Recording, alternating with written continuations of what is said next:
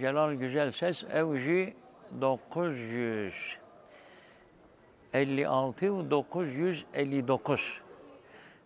De Uli Camii'de baş müezzin bu. Seysal. Ev Seysal şunda nekhaşi ki peyra musallat bu. Vefat kır.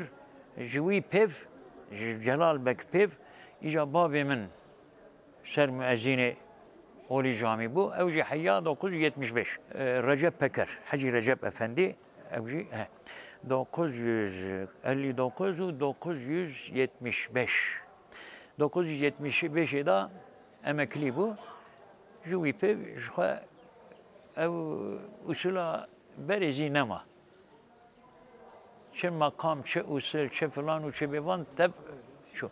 Makamat serisi bir Seba. Seba. Nivro Hüseyini, Asır, Rast, Mağrib, Segah, İşa, Şevaini, Hicaz bu.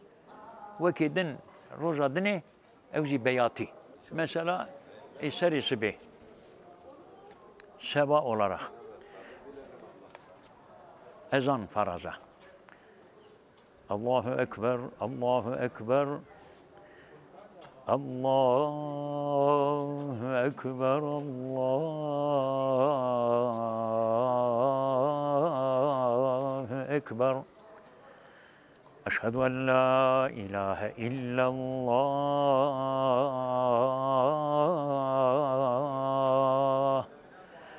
Eşhedü en la